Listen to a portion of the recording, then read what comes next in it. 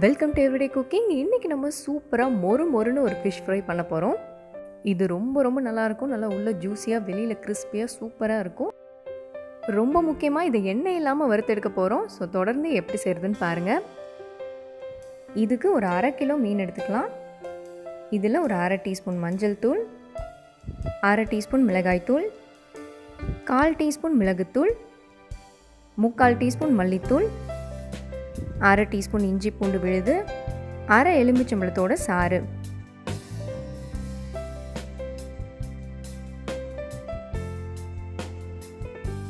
இது எல்லாத்தையும் நல்லா கலந்துக்கோங்க. இதோட தேவையான அளவு உப்பு, ஒரு பெரிய ஸ்பூன் கார்ன்ஃப்ளவர் அதாவது சோள மாவு, இதையும் நல்லா கலந்து விடுங்க. மேரினேட் பண்ணியாச்சு. மீன் அப்படியே கொஞ்ச நேரம் ஊறிட்டு இருக்கட்டும். இப்போ ஒரு 3 இல்லைன்னா 4 ஸ்லைஸ் பிரெட் எடுத்துக்கோங்க. பிரெட்டை மிக்சியில் போட்டு நல்லா அரைச்சிக்கோங்க. இதோ பிரெட்டை பொடி பண்ணியாச்சு. இதை ஒரு பிளேட்டுக்கு மாற்றிக்கலாம்.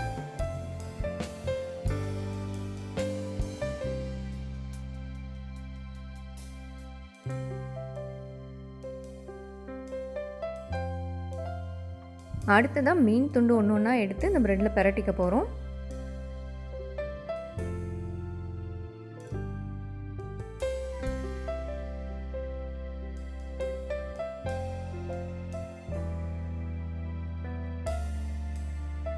இதோ எல்லா மீன் துண்டுகளும் ரெடி ஆகிடுச்சு.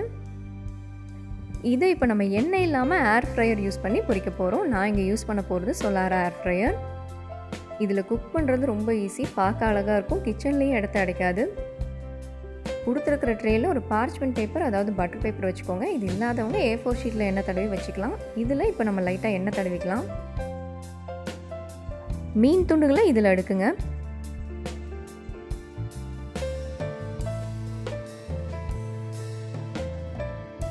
இதோ அடுக்கியாச்சு. இப்போ ட்ரேயை மறுபடியும் ஏர் ஃப்ரையரில் வச்சிடலாம். இந்த ஏர் ஃப்ரையர் இந்தியன் குக்கிங்க்குனே டிசைன் பண்ணியிருக்காங்க. இதில் நீங்கள் நிறைய சவுத் இந்தியன் ரெசிபிஸ் செய்யலாம். இதில் மொத்தமாக 6 ப்ரீ செட்டிங்ஸ் இருக்குது. அது தவிர நீங்கள் வேணும்னா மேனுவலாக டெம்பரேச்சரும் டைமிங்கும் செட் பண்ணிக்கலாம். நான் இங்கே ப்ரீ செட்டிங் தான் யூஸ் பண்ண போகிறேன். இந்த எம்ங்கிற மோட் பட்டனை நீங்கள் ப்ரெஸ் பண்ணிகிட்டே வந்தீங்கன்னா மாறிட்டே இருக்கும்.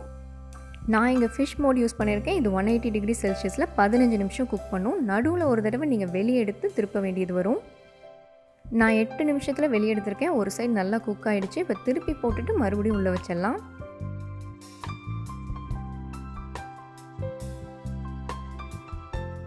திருப்பி வைக்கும்போது அதுவே தானாக விட்ட இடத்துலேருந்து கண்டினியூ ஆகிருக்கும். நீங்கள் திரும்பவும் எதுவும் செட்டிங்ஸ் பண்ண தேவையில்லை.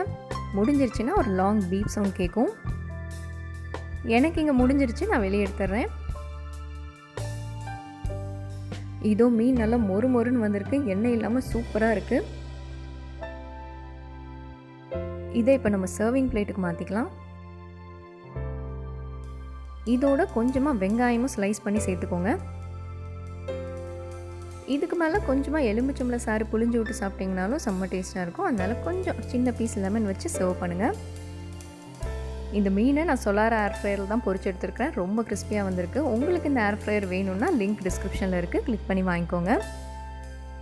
இந்த ரெசிபி உங்களுக்கு பிடிச்சிருக்குன்னு நம்புகிறோம். வேறொரு இன்ட்ரெஸ்டிங்கான ரெசிபியோடு உங்களை சந்திக்கிறோம். மறக்காமல் எங்கள் சேனலுக்கு சப்ஸ்கிரைப் பண்ணுங்கள்.